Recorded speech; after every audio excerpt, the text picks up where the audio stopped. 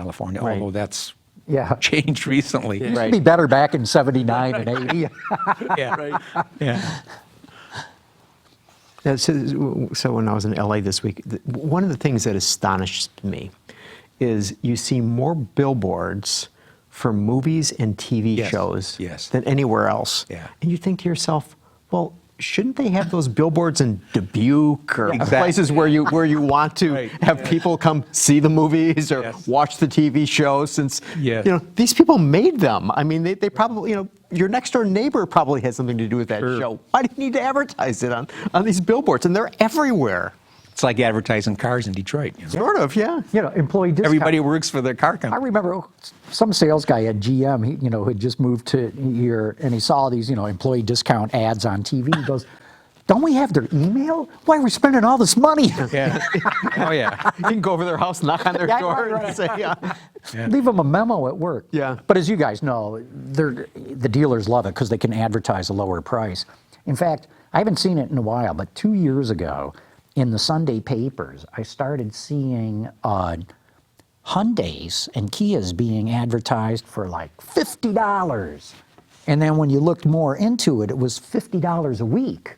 Well, it's $200 a month, Yeah. which is still not a bad lease, Yeah. but it's not like $50. Right. And that was just their way of putting like this cheap price out there. yeah. I was car shopping recently, and the guy at the Range Rover dealer told me that because we live in Detroit, the big three offer much better lease deals than the foreign companies do. I never knew that. I never knew that. Yeah. Okay, we're going to go live. Okay. Watch Autoline After Hours live at Autoline.tv every Thursday at 3 p.m. Eastern Time. That's 12 p.m. Pacific. You can subscribe to this podcast for free by searching for Autoline in iTunes, Stitcher, or YouTube. Autoline After Hours is brought to you by Bridgestone Tires, your journey, our passion, and by DIA MTS for advanced manufacturing machinery and lightweight components.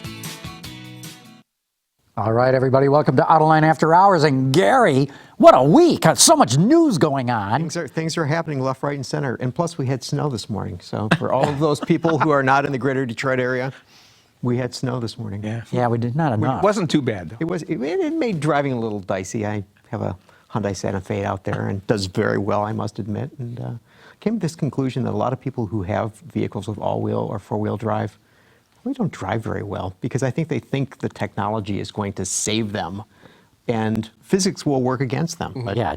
that's just Inertia and mass times brakes. Doesn't matter if you have all-wheel drive. Exactly. Hey, we got to let everyone know Lindsay Brooke from SAE International is with us. Great to have you back on the show, Great Lindsay. to be here, John. Yeah, and we're all going to pummel our guest, special guest, John Manoogian, with questions. John, it's great to have you back here. Thanks for having me. It's always a great experience here. So we're going to be talking design because Yes. you are Yes. a designer. Yes. Formerly, not so much today, but yes. Okay, but Yes. you're doing something with a new company that I'd not heard of before, Quadrobot. You haven't heard of us? We were at the Do tell. Detroit Auto Show Yeah. last year for the first time. We had one of your guys on Autoline This Week, our And- TV show. Oh, you do? Yeah. Mike Wang, or Yeah. because he's the CEO. Correct. He's a former student of mine. No. He went to So, CCS. Stu, you He went taught to CCS. at the College for Creative Studies. For 7 years, I was at CCS post GM, and Mike was one of my students. And then about a year or so ago, he called me and asked if I was interested in joining the board of the company. And I was kind of taken aback, and I said, "Well, what are you guys doing?"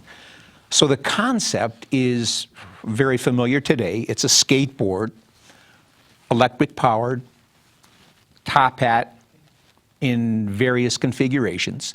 We're going to start out with a vehicle that's going to deliver mail for the Chinese government, and it's going to be in a geo-fenced area in some Chinese cities. And then once we get that up and running, the plan is to come here in Madison Heights, local Madison Heights, and build vehicles here, or assemble vehicles here. Okay. But So much of the design and engineering of all this is being done in the greater Detroit area? Yes, a lot of it is was done in China to get the initial concept. And Mike Wang, who's the CEO, did the initial design of the vehicle. I don't know if you guys have a picture of that or not, but anyway. Is this the U1? It's, Here we go, John. yeah, it's a, So there's the skateboard being assembled. to use Bob Lutz's terminology, it's a toaster on wheels. Very, very clean and simple. A box is the most efficient shape for delivering goods, i.e. mail, packages, etc. And the video shows how the vehicle can be configured. Now, we're working on a number of ideas where we could do fire vehicles, plumbers' vehicles, food trucks. Because with the skateboard, you just plop on top Exactly. The whatever top you want. hat can be changed very, very easily. And so once we get up and running in China and prove the concept that it will work, we'll have to get investors then in the United States to get going up here. So it's exciting. It's like a whole new world. So, John, Whole in new this world. video, it said "cool" on the side of the building. QOOL. Is that right? Cool Did I see that? Factory. Cool. That I don't know. I guess I'm not. Okay. But it's a basic, everybody's doing this kind of architecture with the skateboard chassis and the batteries and the motors. And then the top hat can be whatever you want, whatever situation. So I imagine that's what you got involved with, is Well- getting the design of the top hat and all? Actually, Mike did all that before I even came on board. Oh, no kidding. Yeah, he's very talented. You taught the student well. I hope so. Now, you were an exterior designer at General Motors for 34 years. 34 years. Okay, Yeah. so we think of design, we think of styling in that realm. Wrong term, To but yeah. define that. So doing these delivery vehicles, Yes. autonomous delivery vehicles, are you more of an industrial designer now? answer Because is styling- absolutely. Styling for a commercial audience. I'm You still know, hoping for the next mail truck to be an attractive thing, but I'm not banking on that. And But styling is a thing of the past. I tell people every day, it's about industrial design, solving problems for people. Styling was, God love them, back in the 50s and the 60s when they were like cake decorators. Yeah. But that was then, and today it's a totally different world. I mean, as you know, I don't need to tell you, everything has changed. And so when we talk about designers today, every time I hear the word stylist, I cringe. But nonetheless, it's more about designing and solving problems than it is making a pretty object. That's You're not putting tail fins on. no, Yeah. definitely not. But So for you these think- cargo vehicles and for their robo-taxi or shuttle Fire versions. truck or whatever. Yeah. Practicality and optimizing that cube is very important, right? Versus Yes. a sports coupe or a sports car or something. But I like that. would quickly say, from our perspective, it has to look good. There's a million ways to skin that cat. It can be ugly or it can be beautiful. And our position is, just like Apple's position, Yeah. it has to be beautiful. All right, let me stick up for the stylist here for a moment. Okay, Okay. okay. So I feel you're- the pummeling building. so I have a thick skin. okay, so you're talking about having a beautiful object that happens to be out in the world on wheels. Correct. So you're making basically an aesthetic argument, okay, that it has to have this eye appeal to people, okay? 80% of the input that humans get is visual. Okay, so we have a choice as designers and as consumers to say it can look good or it can be ugly. I would rather choose, and I believe customers consistently choose the better looking choice. Not always, but usually. But my point is aren't you really styling this object in order for it to be this rolling sculpture that has this eye appeal? We can argue the semantics. And that you can be proud of as well, John. Well, certainly, and there's art is involved. It's art and it's science, and so the designer's job is to take whatever the object is and solve the problem with the functionality, i.e., we're going to deliver mail, we're going to deliver packages, we're going to do a fire truck or whatever it is, but we can also make it visually appealing. We can also make it so that there's an emotional attachment to either the customer or just people in general seeing these on the streets. Do you want to see ugly things going by, or do you want to see attractive things going by? It's our choice. That's why I brought up the point about U.S. mail trucks. There's a huge contract Those right now. things are And they're hideous. all ugly. And every time I Yes, see they are. that current vehicle, I think, who released this thing? It could be good looking. You can see like it like was the old made Divco for- milk trucks that were made in Detroit. They're almost Art Deco. International Harvester had some beautiful ones in the 50s. Now you see a mail truck coming and you think, what a disgusting thing that the government bought. I'll bet money, and I don't know this for a fact, but I'll bet money that a lot of that was driven by cost. Just like the Tesla But Cybertruck. let's talk They about fired the this stylists. because I'm sure you can argue that making something look good does not have to cost more money. Correct. Yeah. Absolutely. Yeah. So it doesn't cost any more I money. agree with you that the current Grumman aluminum riveted body. Here we go. The box that's there. Oh no. That's not even industrial design. That is like a production manager design. And from the front end, John, it's much worse. Yeah, it's, right. It's worse. Now the only thing is, those things, from a longevity standpoint, Been around for a long time. They've been. it's worked brilliantly well. Yes. Yeah. But, Yes. but to your point, and we've always argued this, it doesn't cost any more money to stamp out a beautiful fender than an ugly fender. Correct. Absolutely. They probably So they got you to the front end, Lindsay. see, but there's probably very little problem in terms of people stealing those. Well, Yeah. Yeah, there's no afterlife at all. it's got flat glass. I mean, this had to be driven by money. It Sure. had to be driven by Right. the lowest cost bid. It was, but it doesn't matter. But it didn't have to look like that. Exactly. Yeah. Even the graphics could be better. Yes. Yeah. That's a whole nother story. What strikes me as interesting is that you think about it, you see a design like that, and it's very, T-square Yes. design, right? Yes. And so what consumer products historically have had that sort of design? Major appliances, right? Yes. All appliances have basically been a variation on a rectangle. But But sometimes you that's- have chamfers put in. But my point is that, so who did Whirlpool hire recently? Jay Mays, right? Right. Yeah. A car guy to change its design. And in effect, the car industry now is coming back around to this more appliance-like design.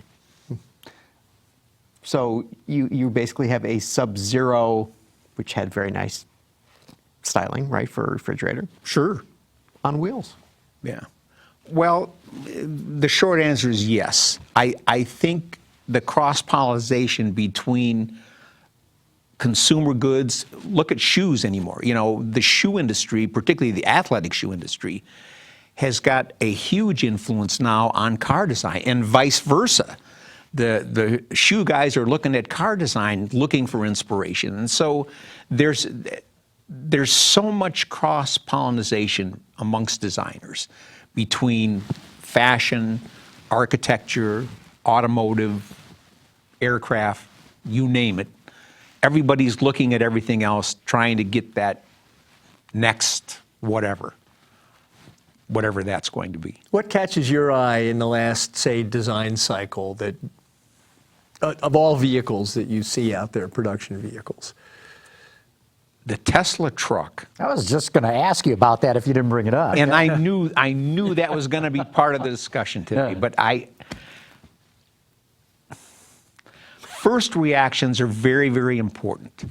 The visceral reaction that I had was, I couldn't believe it. I was just, it broke Every rule. every single rule I had ever been taught or been exposed to in the car business. However, I will give them kudos for spitting on the table and saying, we are going to do something totally different. And we're going to shake things up, and we're going to make it so that we are not going to be like anybody else in this business. And I give them a lot of credit for that. Well, and they're getting into the toughest, most competitive market as well. So they can't just do an F-150, right? Exactly. And if they want to differentiate themselves, which they do, I mean, everybody in the world has been talking about that thing since they showed it. Yeah. I mean, Especially since everybody. They tried not to break the windows. Well, yeah. So John, what do you think about it as a designer? I have mixed emotions. I mentioned the word beauty before, and I'm an advocate of having a beautiful object. When I look at the Tesla, it breaks every tenet that I believe in terms of what beauty is from my point of view. And beauty's in the eye of the beholder. Your beauty may be different than his, and that's different than his, and it's different than mine. But there are certain executions out there that maybe are more beautiful than others. That's not one of them. Mm-hmm. But having said that, this was a way, very effectively, to get everybody's attention. They got my attention. They got everybody talking about design. And when everybody's talking about design, I love it. Because then people become conscious of what's out there and what's possible. What certainly the car business today, for lack of a better term, needs a kick in the ass to get off of dead center. Something has got to happen. Everybody's sort of playing it safe, and I understand why. I was part of that business my entire adult life. But when I see the Tesla, I think, wow, I don't even think I would have been capable of drawing that. Well, here's one thing that, we did a show 3 weeks ago on this, that the styling is also driven by eliminating tooling costs. Yes. And the more I looked at the vehicle and the more I said to myself, okay, they're making a statement. They're saying to the rest of the world, this is who we are. This is how we're going to change this business that's over 100 years old. And we're going to save money doing it. And we're going to convince people that this electric pickup truck idea is a viable alternative. And we're going to polarize a big part of the audience that would think Yes. that's very unfinished. And I guess part of being a good design, to me, is you're going to have some people that are going to hate whatever it is you're doing. But as long as you effectively make the customer happy with an emotional connection to your vehicle, you did a great job. So all the naysayers, and I might have to be one of them that says, that's not for me, it's okay. They don't care what John Manoogian thinks. What they care about is the Tesla customer, the potential pickup Tesla customer, Right. attracted to that vehicle. And I think everything I read online, the fanboys say, that's it. All you old boomer guys, take a hike. Yeah. Yeah. So, John, let me ask you two questions. Okay, so One? So number one is the question of, are there people who are in the studios in Detroit and Stuttgart and Tokyo all saying, gee whiz, we have to come up with something like that? That's the first question. And the second question is, and it goes back to what Lindsay was saying about, some people have to hate it. Is it acceptable in a design studio in one of the 3 or 4 mentioned places for people to come up with designs that people hate? Something just hit me right at the moment here. You guys probably remember this. When the Taurus first came out, and I was at the other company. 86. Thank you. The reaction was so negative to that vehicle. It was like it broke every rule from that era about what good design was, about what we, General Motors, stood for, and they hated it. Most of them hated it. And they said, never sell. Public's not going to buy that. There we got a picture of It's it. awful, blah, blah, blah. And there were a bunch of us that said, boy, they're onto something. They're really about to change the way we look at the design of our vehicles. And they did. It was They a did. smash hit right out of the box. Huge hit. And if you remember, the Mercury version was even more extreme. Sable, yes. It took a couple of years for it to catch on, but it caught on. And that was cool. They had the skirted rear wheel, and I mean, it was so unique, and it was so different from what we were doing at the time. It was like, what are those guys in Dearborn thinking? But So to answer your question, are the designers today looking at that Tesla and saying, should we do something or should we just dismiss it? I'd like to think, I don't know this for a fact because I'm not in there, but I'd like to think that they're asking themselves some serious questions about what are we going to do next? Are we going to keep doing the same thing over and over until we're out of business? Or are we going to respond with our own Cybertruck, whatever that is? I don't know. We're going to find out. Sid Mead, before he passed away, was asked what he thought about the Cybertruck. He said he found it visually breathtaking. And he said that the form language for pickup trucks has forever changed, or words to that effect. And I think his words will be closer than we might think. Mm-hmm. That's a tough one, though, because you've got the duty cycle aspect versus just an aesthetic passenger car. And I remember when the Honda Ridgeline, the first one, came out, and it had that kind of trapezoidal sail panel on the back. Right. And I remember the editor of Motor Trend on TV in LA during the show saying, this is going to change everything. It's, as of today, pickup trucks are the traditional ones are done. And that was pretty much a failure, that truck, in terms of volume. It was sales-proof. Well, but Sid Mead is forever. Editors of Motor Trend change all the time. So. Right, yeah, that's right, that's right, that's right. Hey, look, we got to take a quick commercial break right now. We're going to give a shout out to our good friends at Bridgestone.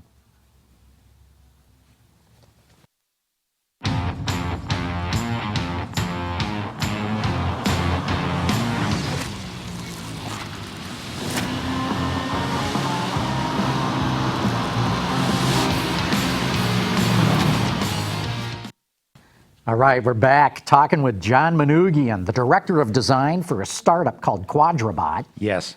And with operations here in the Detroit area, but essentially a Chinese-based or Chinese certainly financed company for now. Currently, yes. The ultimate goal is to be here in Madison Heights as well as China. Yeah. And so what the plan is right now, the strategy is we'll ship parts from China, assemble them here in Madison Heights in the facility that we've got on Stevenson, and then hopefully the plan is to sell them here. John, what does electrification or full electric do in terms of design? What does it allow you to do that an internal combustion engine doesn't necessarily allow you to do? The packaging is so much more efficient. If you look at a traditional electric. automobile, Yeah. and it's got radiator, engine, transmission, it takes up a lot of volume in the vehicle. When you go to electrification, suddenly you don't have all those components to deal with. So the hood can come down, the whole front end can be reconfigured, you get much more interior volume. It changes the architecture of the vehicle so that now, suddenly, you have all these opportunities to do something totally different than the past 100 years, where you had a three-box design with the engine, the passenger compartment, and then the trunk. And that's going to change. That will change. John, what do you think, too? We've all discussed this on this program before. Everyone talks skateboard. Yes. It's body on frame. Exactly. And GM did it 20-some years ago with the The concept. high wire. Yeah, Yes, yes. Right. So I mean, it's not a new revolutionary technology, but it's one that everybody is sort of adopting as, how are you going to differentiate yourself? You know, the Rivian, I think, is going to be a wonderful product. Why do you say that? Well, it looks, to me, it looks fresh. It looks totally unique in that sea of pickup trucks that are on the road right now. It's well done. It's very well done. And the fact that Ford and Amazon said, yeah. We're in, Right. says to me, they're onto something. Now, we just talked about Cybertruck, okay, very rectilinear, Yes. flat surfaces. Yes. Rivian is much more voluptuous and curves. John, could you talk? It's more traditional. Could you talk about that? Because I know when you guys would embark upon a project, there was X amount of money to spend on a new vehicle. And John had mentioned in a great article that he has online this week about tooling costs for Cybertruck, okay? Assuming that every panel comes off the coil flat, it's flat. You can do anything with it. You can draw it deep, you can put scoops in it, you can put bumps in it, you know, all these kind of things. Each one of those actions costs money. And so you guys are designing something, and then the tooling guys come back and say, well, John, for you to make this shape is going to be X amount of money. At General Motors, was there ever any correlation between, we decided to put a scoop in the hood. What did that do to sales? We decided to put scoops down the side. What did that do to sales? We decided to make this draw, 2.5 inches on the side. We love it, but did that do anything to sell the vehicle? Because by that rationale, Cybertruck is starting with that kind of flat, if they added anything to it, would it be more appealing in some way? Styling. There's an interesting story going way back, even before me, to Harley Earl. And he came into the studio one day, and he had a billiard ball in one hand, and he had a baseball in the other hand. And he said, which is more interesting? And when I look at the Cybertruck, it's kind of like the billiard ball. It's so, Chuck Jordan used to call it simple like Simon. Yeah. It's so simple that it needs something. Some embellishment. Boy, that's a touchy word there, but yes, yes. So, for me, I think it does need a few more twists to get it where it needs to be. But hey, I'm the old school guy, so who knows? Have you seen the Bollinger trucks? I have. And so, Not for me. but I mean, okay, but what do you think of them? So you're back in your CCS days, student comes in and shows you the B1 or the B2. What do you as a teacher say? I always encouraged my students to do what they believed was the right design solution for the given project. And so I didn't like to impart my personal opinion, because in essence, they would be mine then. And this is their last time as a student to do something without somebody telling them how to do it. Because once they get a job, somebody, more than one person, is going to be telling them every day what to do and how to do it. So I always encourage people to express themselves in the way that I thought and they thought was the right solution. Now, if somebody had come to me with something like that, I would have asked them to sort of say, okay, if you really believe in this, if you believe that this solves the design brief that you've sort of presented to us, to me, I'll support you. I may not like it, but I don't have to like it. It's not, I don't believe it's the role of even management sometimes to have to like something that's being designed. What's important is, does the customer have that will the customer have that emotional connection? That's what you want to get your customers involved about. So what is the dynamic like between a designer and management? or a design team and I management? have a big flat spot on my head. You know, Gary, it varies. Some companies and some organizations are better than others. I've always believed very strongly that design as a function in a corporation needs to sit at the table with the big kids. And that hasn't always been the case. When you look at Apple and how successful Apple has been with Johnny Ives and Jobs and that whole coven of Apple, design was always a part of their business strategy. When you looked at most of the car companies, not all of them, but most of them, design was like a necessary evil.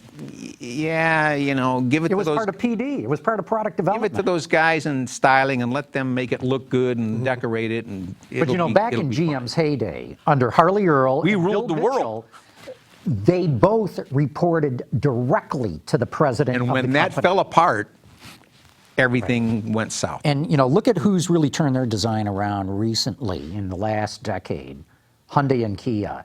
You know, they took Peter Schreier in, and they made him a president Yes. of the company. Yes. And so I'm with you. I think design can make It huge. has to be part of the business strategy of the company. When you look at Apple, used to be Harley Davidson, they were big on that. Companies like OXO, where design is a part of the business strategy, that's when you have the synergy to make wonderful products that people are going to love. Have you found, though, that there would be executives who say, we do that. I go talk to those designers. I go down to the studio. I see what they're up to. The answer would probably be yes. They're on my team, right? It varies. It's like there's so many personalities involved, and there's so many egos involved. It's like making a movie. You have so many characters in that cast trying to get.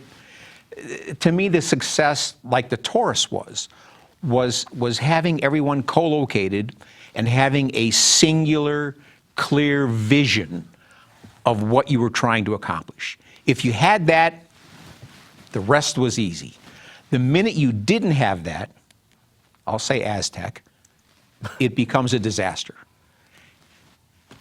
It just becomes a disaster. Why are the real watershed vehicles seemingly so far apart on the timeline? And I'm thinking 49 Ford changed everything, 55 Chevy, then the Tri-5s, and then 58, 59. I mean, it was like boom, boom, boom for General Motors.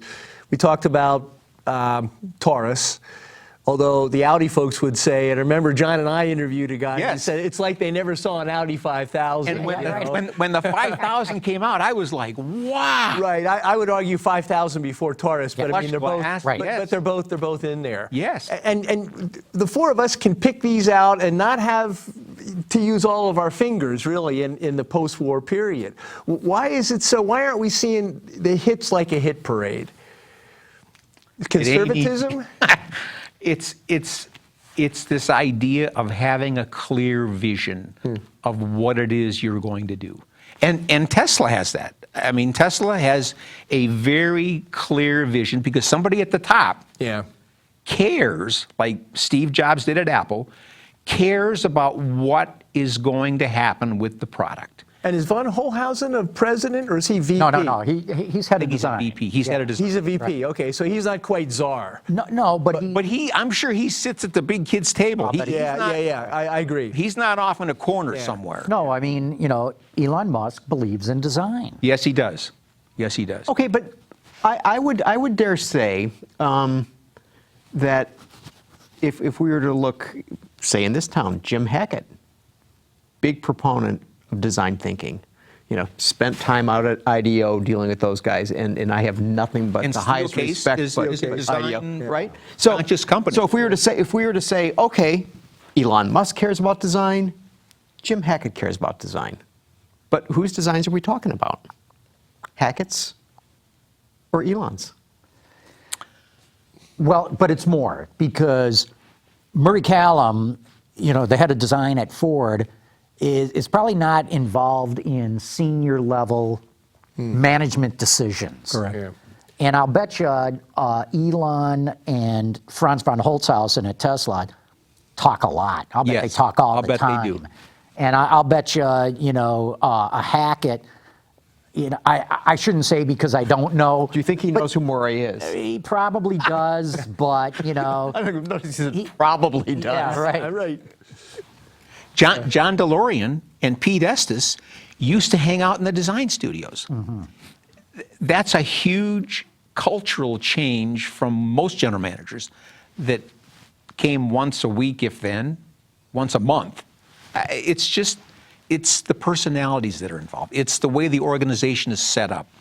And the bigger the organization gets, but I got to hand it to Hyundai Kia. They have come to the realization of how important design is in the success of the whole organization. I mean, it's not the only thing.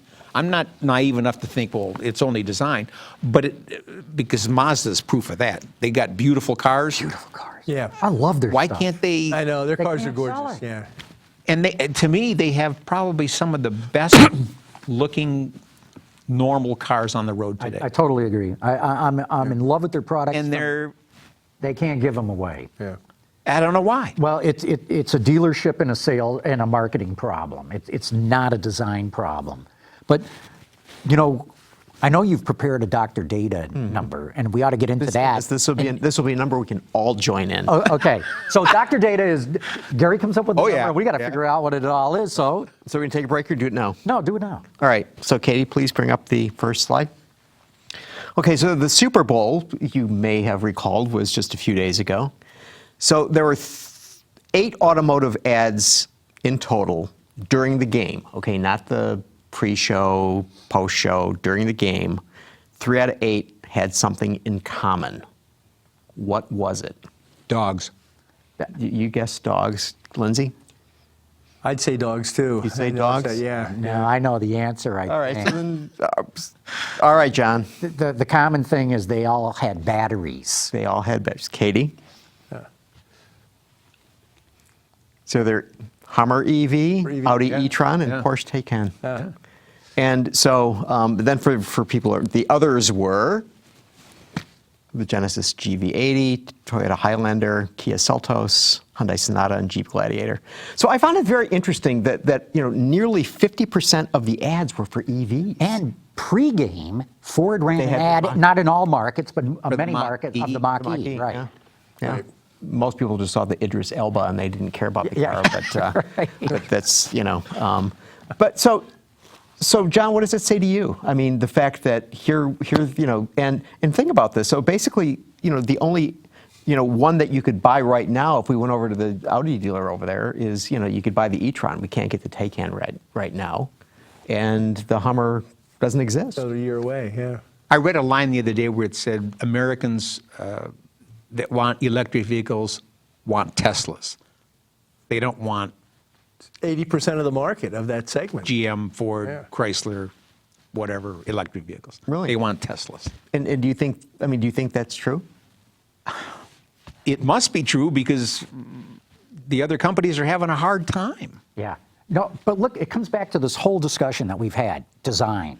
I mean, the Chevrolet Bolt is really actually a well-engineered car. Yes, It's yes. Does it tug at your heartstrings? No. Does the Nissan Leaf? Decidedly not. For me, even the e-tron looks so conventional Yeah. that it's like, no, that isn't the future. And the Jaguar I-Pace, which I think is a very handsome-looking car, technically just doesn't cut it when you compare it to the Tesla. So it's incumbent on the traditional automakers to do what you're talking about and get the right team together, get top management in, and come out with these designs that make people jump up and shout hooray. So, John, you were at GM when Hummer existed. Yes, but I didn't work on them. That created a lot of excitement. Yes, it did. And I could argue that Cybertruck has this military vehicle aspect, and Musk has even said. Yes. And there's this kind of appeal to military-looking stuff. They said it'll take a 9mm bullet. Yeah. Take a 9mm bullet, and Hummer was Wow. based on the military Humvee, and all very military-looking trucks. Talk about that a little bit, in terms of something you can tee off on, because I'm excited about this Hummer rebranding. You know, when I was at GM, there was a concerted effort in the 90s and the aughts to establish the brand characters of each of our 5 or 6, 7 brands, or however many we had. And one of the things that was discussed a lot was this feeling of security and safety, and how there's a contingent of people in society today that are concerned about their safety. And so they want to ride around in these, for lack of a better term, tank-like vehicles. And the Hummer played right to that. I mean, here was a military vehicle being offered to John Q. Public.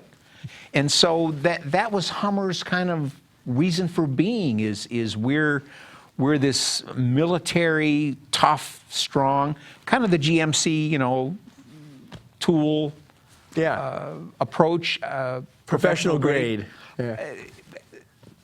That's a design-driven way to get the customer to sort of look at your vehicle and say, wow, I feel threatened when I drive around the city that I live in, and so I want to feel like I'm protected. And so belt lines kept getting higher and higher and higher, to the point now we're like, why is there so little glass? That's not a functional reason, it's style. But back in the 80s, belt lines were really low. But Hummer also projected personalities of the people that drove them and owned them. Right. And it always amazed me going to the New York Auto Show every spring, and you'd see just traffic in Manhattan, and you'd always see people driving Hummers. Where do they park them? I mean, you can't park them anywhere, but there's a ton of Hummers sold in New York City. Yeah. So, do you think that the generation now that's coming up and perhaps going into the market to buy vehicles, or deciding not to go into the market to buy a vehicle and say, you know what, Uber's fine. I mean, what do you make of what they're looking for in terms of vehicle designs? I mean, they're not going to be able to afford a Tesla, so we'll put that off the table. Where do you see them going, or what would attract them? It was always interesting when we would have company-sponsored projects at CCS, where the students would have to come up with a design solution for a problem that Ford or Hyundai or whoever gave us. And I used to think to myself, just like your question, well, now, if the students are proposing a certain thing, they must internally believe that that's kind of what they would like, because nobody's telling them how to do it, right? So what they come up with is kind of an internalized solution to a problem that may or may not exist. And it was always fascinating to me to watch and see how students would react, because they are young, they are the future, they're going to be the designers of tomorrow. What are they doing? And how are they approaching these problems? Totally different than I did when I was their age. And they're all over the map. Some still prefer and like, the low, sleek, longer, lower, wider look. But others really embrace this whole Jeep, Hummer, tough, industrial, rugged, I can take a 9mm bullet, kind of. To me, that's a totally different aesthetic than the longer, lower, wider idiom. Mm-hmm. But I don't think that there's one set direction that they seem to be going. It's all individual, at least at this point. Hey, look, we're going to take another quick break here. I know, Gary, you got some other news things that you wanted to get into, but first let's give a shout out to our good friends at DIA MTS.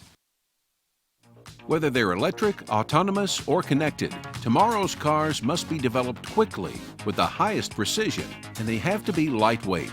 DIA MTS can provide what you need: from advanced manufacturing machinery to lightweight components. Learn more at our website at www.d-iamts.com or visit our showroom right next to Metro Airport in Detroit. All right, we're back talking with John Manoogian from Quadrobot, talking all things design and automotive. Hey, we got a couple of questions here from the audience. Frank Coffey wrote in to say, why am I seeing so many cars and SUVs with the floating roof design? He says, the first one I saw was the Nissan Murano. I would say probably the first one I ever saw was the original Range Rover, Land Rover, I should say. I think that was back to the late 40s. Yes. Was probably the first floating roof. But why so many floating roof designs? It's trendy. Companies gravitate to some trendy things and they just latch onto them and everybody sees it. We live in a world where literally everyone knows what's going on real time anywhere in the world.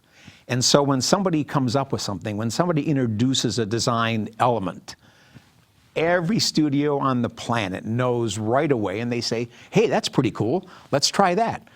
So a lot of it's fashion. So it isn't like, oh, it breaks up the mass. That's the excuse they'll give you. Hey, Justin wrote in to say, I'm a recent automotive design graduate. I'm having trouble finding an internship or apprenticeship. Any advice?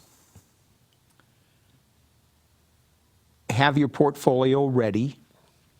Have your resume ready.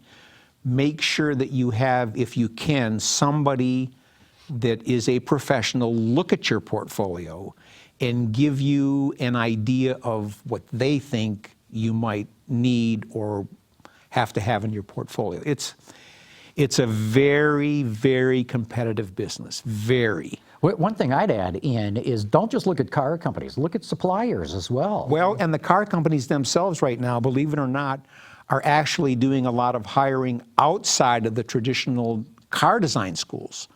And that took place back in the 60s. Mitchell decided everybody was coming from Art Center in California. We need to sort of get different points of view. Well, that's recurring now, and the car companies are saying we need to go to some of the industrial design schools, the architecture schools, product, et cetera, and do the non-traditional car graduates. Yeah, several years ago, I asked Jeff Wardle, who was at Art Center at the time, and I'd get these letters from mothers saying, my son wants to become a car designer. What should I tell him? Yes. And Jeff wrote back and he said, recommend they actually get a degree in something else first. Get an engineering degree and then go to art school, because you'll have perhaps something you can fall back on, and B, a perspective that you otherwise wouldn't have. And C, now you got $250,000 in college debt. Right. Yes. Yes. Would you do dual degrees? That's a lot. That's a massive time commitment. A lot of schooling. I don't recommend that. Interestingly enough, I went 4 years and got a degree in industrial design, then 2 years and got another degree in transportation design. But you don't need to do that. You don't need to do that. Yeah, but you became successful. It worked. Come on. There's the evidence is right here. Term, yeah. It's just like, Paul Gould wrote in to say, what is this trend where door skins are sucked inwards at the center? And he says it tends to make vehicles look less sleek. I guess I'm not sure I understand. Well, you can have a slab-sided door, right? Sure. Straight.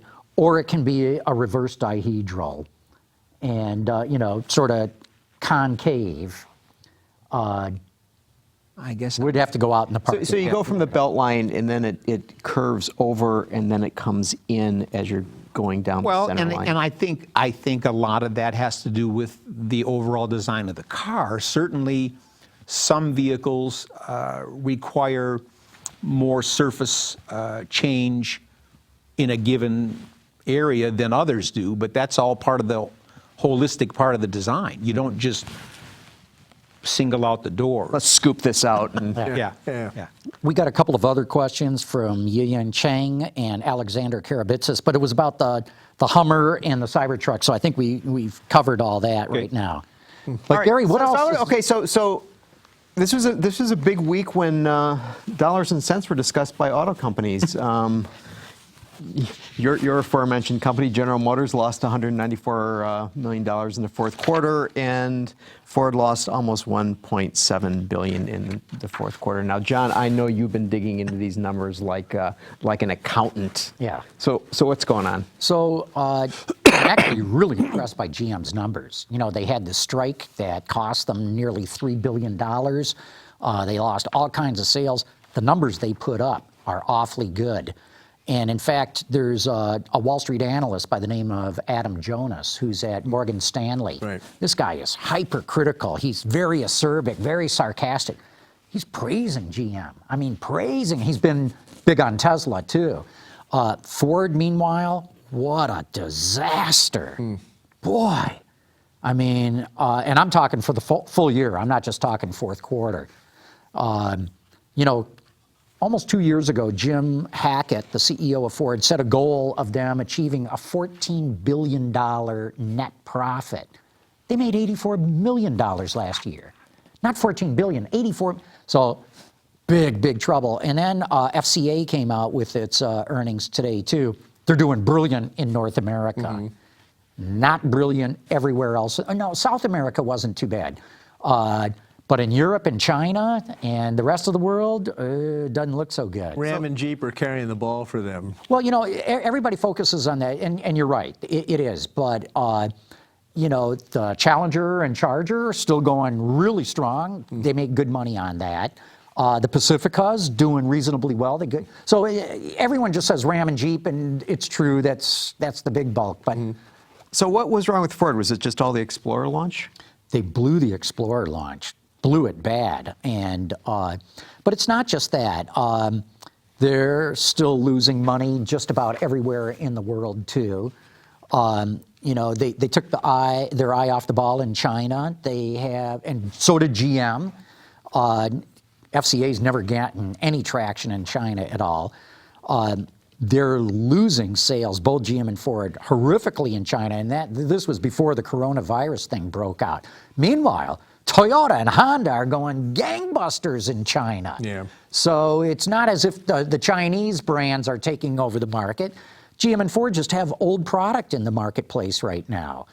And, you know, so when you look at what Ford's done vis-a-vis GM, especially with all the restructuring and all that, they're just not putting down the numbers like GM is.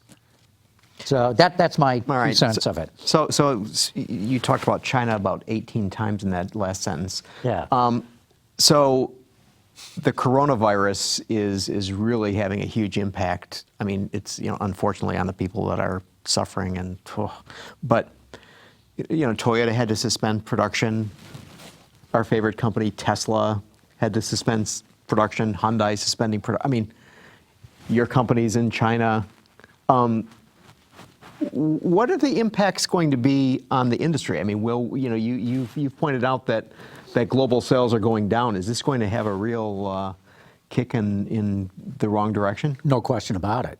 No question about it. I mean, you know, you've seen the pictures of cities in China. There's nobody Deserted. on the street. They're deserted. Ghost towns, yeah. No one's going to the dealership to buy cars right now. It's going to be a disaster, not just on that level, but we all know so many supply chains are built around stuff that's coming from China.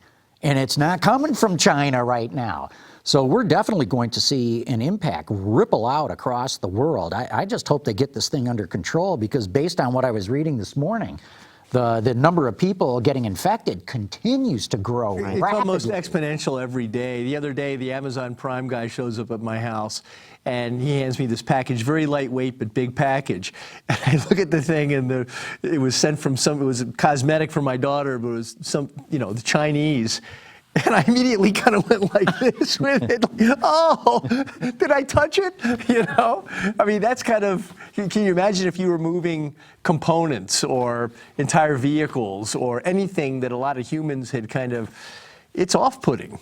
This is off-putting. I think Apple is even concerned because their supply base is Right out of China. Sure right. it is. No, this is going to affect the whole world. And, first step is get it under control. And clearly it's not under control yet, even though they're locking down entire cities and countries are blocking any travel from China. So number one is get that down under control. And then number two is bringing it all back up there's going to be a big lag time. So let's say, just for argument's sake, they get everything under control this week. I guess it's not going to be until the end of March that things get back humming again. So, yeah, let's just hope they get this under control ASAP. All right, so on a brighter subject, so the new British Prime Minister, Boris Johnson, came out this week and basically said, that ban we're going to have on selling internal combustion engines and even hybrids, that In thing? London, the London inner city ban. No, we're talking about all of England. All of England. Oh, okay, yeah. 2035. That's it. No new ICE vehicles being sold. You're over there shaking your head. I read that and I just, Yeah. So, think about it. Here we are in 2020. That's 15 years from now. and product planning cycles are already like It's like- 5, it's- 6 years out. It's like 3 design cycles away. yeah, right. it's not that far. Yeah.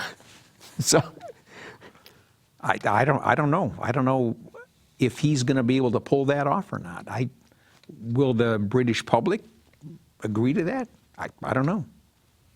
I don't know. so it's good for you're making autonomous electric vehicles. That should be. Of course. I mean, it's like everything else in life. There's an upside and downside to pretty much everything. Mm-hmm.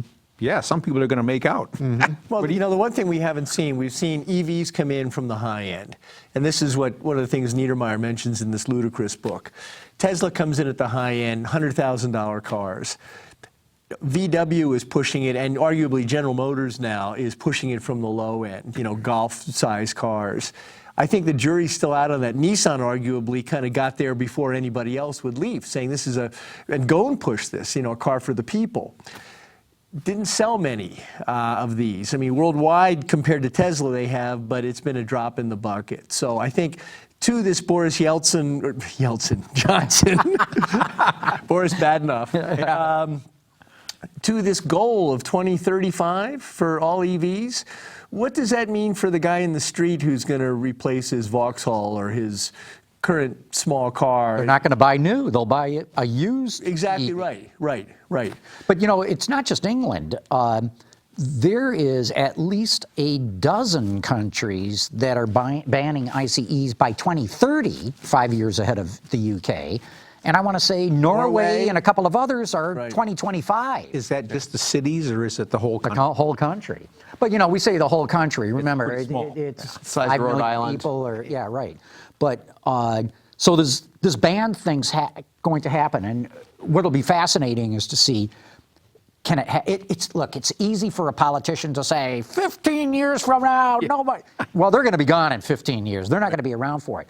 Can the industry step up and provide the product? Can we build enough batteries? Can we sell them at prices that are not just affordable, but that you can make a profit on?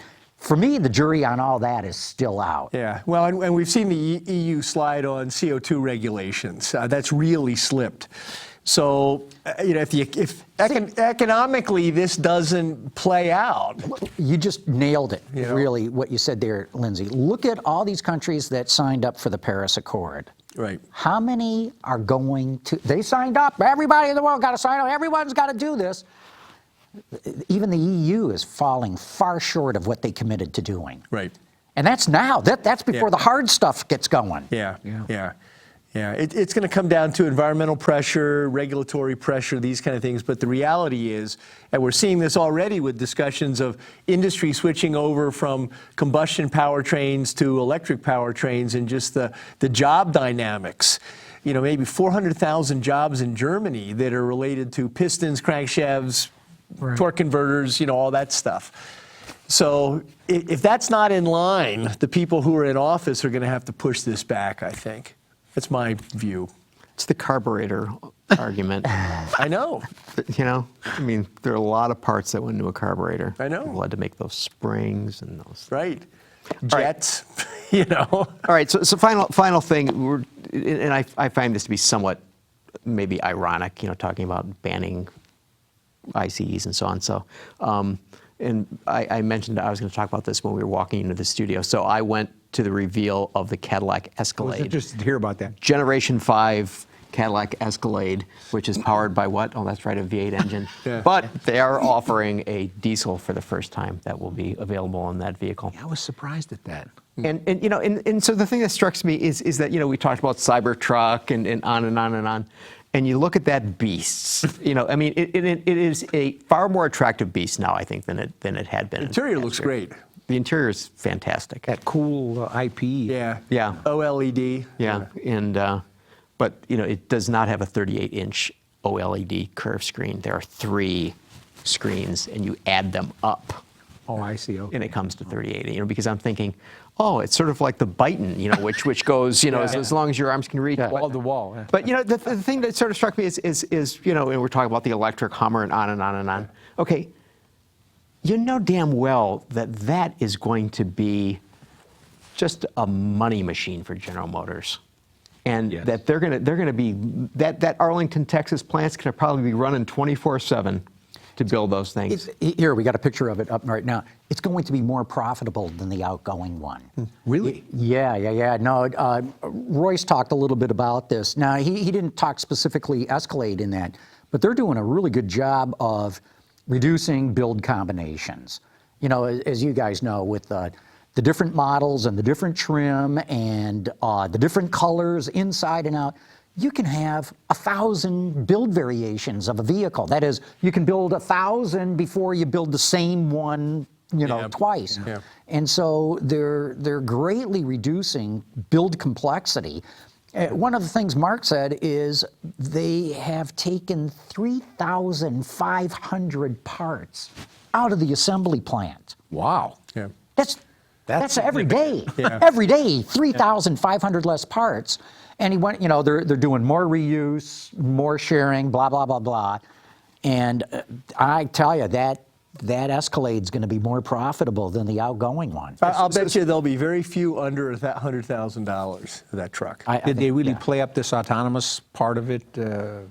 Super No, Cruise? Super Cruise. They basically said, that we have Super Cruise and we have Super Cruise that, lane change capability, but Okay. it wasn't that much wasn't, about that. It was just like, okay, here's the new Escalade. Yeah. Like, look at it.